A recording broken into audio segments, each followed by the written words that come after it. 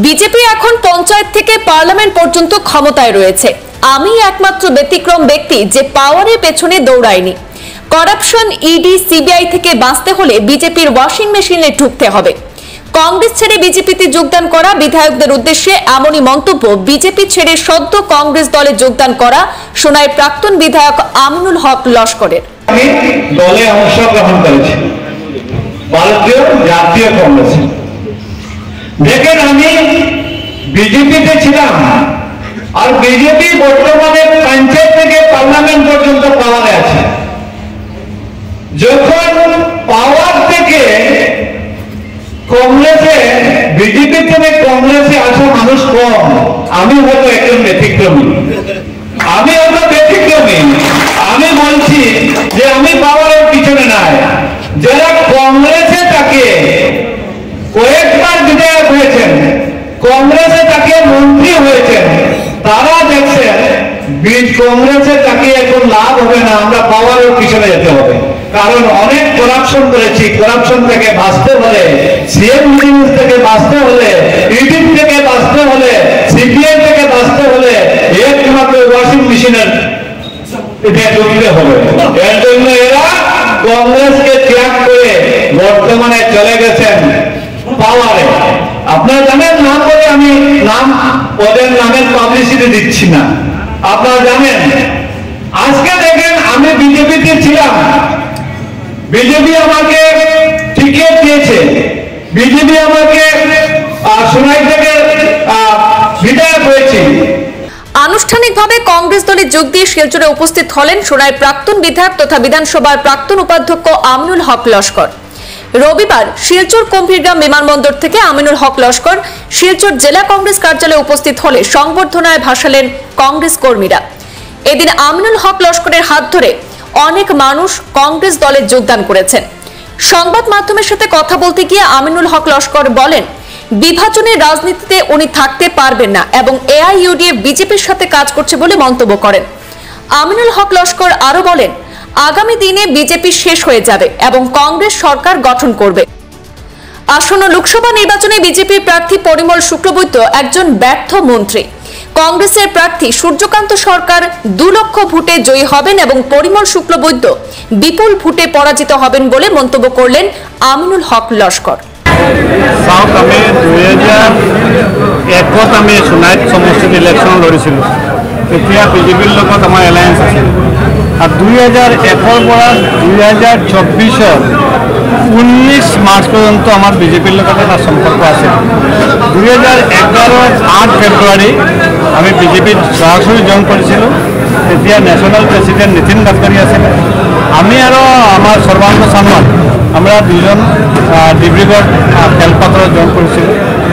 R join কৰাৰ পিছত যোৱা 19 মাৰ্চ আমাৰ 13 বছৰৰ যিটো সম্পৰ্ক আছিলে সেইটো আমি ত্যাগ কৰিলোঁ বিজেপিৰ লগত।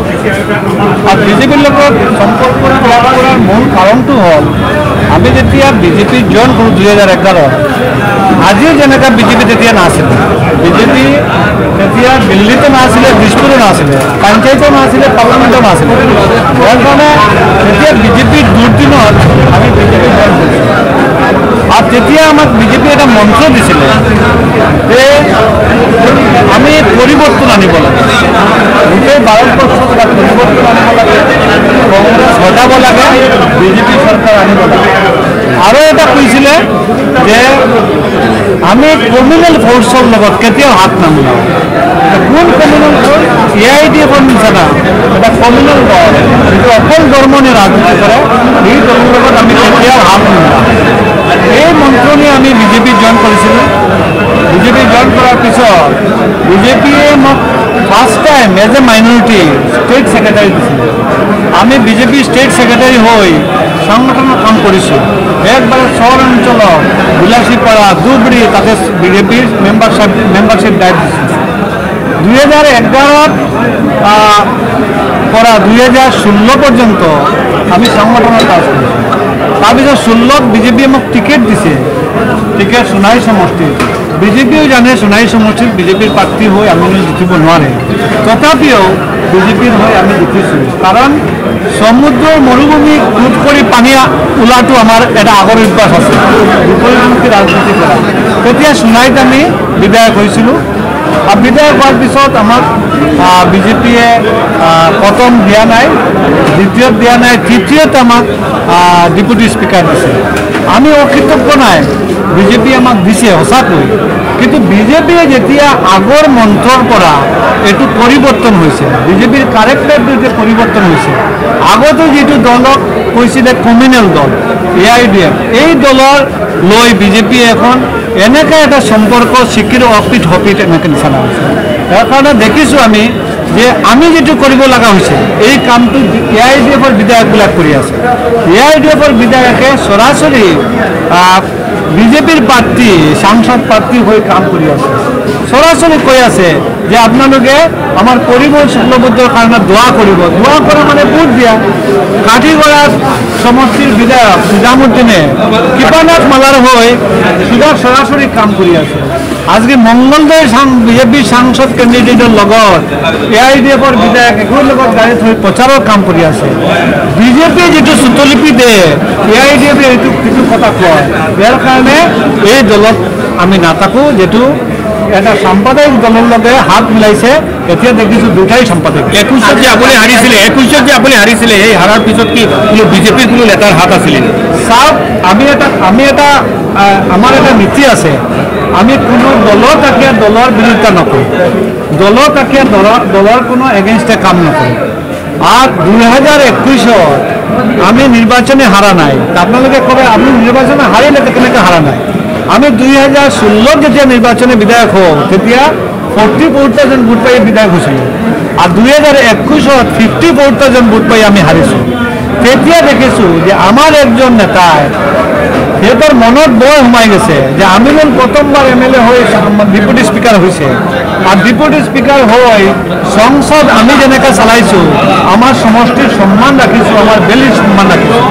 কিন্তু এই মানুহজনৰ বয় হৈ গ'ল, আমিনুল আকৌ যদি MLA হয় তে মন্ত্ৰী হৈ যাওঁ, আমি মন্ত্ৰী নহওঁ।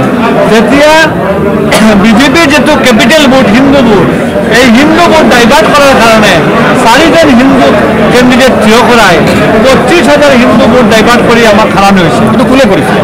আমাৰ বৰ্তমান সাংসদ ক্যান্ডিডেট পৰিমল শুক্লবৈদ্য আমি হওঁ। আমি খোৱাত অসুবিধা নাই, এতিয়া যদি দলত নাই, দলত থাকিলে হয়তো নকলেহেঁতেন, দলত যেটো নাই আমি প্রকাশ্য কৈছোঁ পরিমল শুক্লবৈদ্যই তার নিজা ছাত্র আশিস হালদারক থিয় কৰাই আমাক ইলেকশন হাৰাইছে। যেতিয়া আমাক ইলেকশন হাৰাইছে আমি প্ৰতিশোধ লব লাগে। ৰাজনীতিত প্ৰতিশোধ লোৱা এমন বড় অপৰাধ নাই, ৰাজনীতিতে প্ৰতিশোধ লোৱা এমন বড় অপৰাধ, ব্যক্তিগতভাবে প্ৰতিশোধ লোৱা অপৰাধ, ৰাজনীতিৰ প্ৰতিশোধ লোৱা অপৰাধ নাই। যি মানুহজনে আমাৰ আমি কাম আচ্ছা, বিজেপি দাবি কৰিছে পৰিমল শুক্লবৈদ্য সমষ্টিৰ পৰা জয়লাভ কৰিছে, এইটো আপুনি কেনেকুৱা দেখে বা আপুনি কি পৰিমল শুক্লবৈদ্য আপোনালোকে জানে, সব মানুহে কয় যে দলাইৰ মন্ত্ৰী, যিজন মানুহ 8 বছৰ মন্ত্ৰী আছিল, কেতিয়াও কোনো সমষ্টিত যাই মিটিং কৰা নাই। এইবাৰ এজন মন্ত্ৰী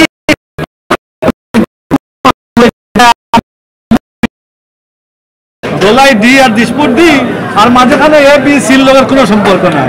এর কারণে দলাই আর দিসপুরে দলাইয়ে ভোট দিব, আর সোনাই লক্ষ্মীপুর বরমলা সবে তাক চাব, মরম দিব, বুঝিব কত বদল মানে পরিমল সাহেব ইমান দিন কত আছিলে, আমার দুঃখ কষ্টত কব লোৱা নাই। এর কারণে চাব কিমান ভোটে, 2 লক্ষ ভোটে হারিব, 2 লক্ষ ভোটে হারিব। কিয় হারিব? বিজেপি এতিয়া দুর্বল হয়ে গেছে। কারণ দুর্বল হয়েছে বিজেপি দেখিছে পরিমল শুক্লবৈদ্য বাদ দি কোনো ক্যান্ডিডেটও নাই।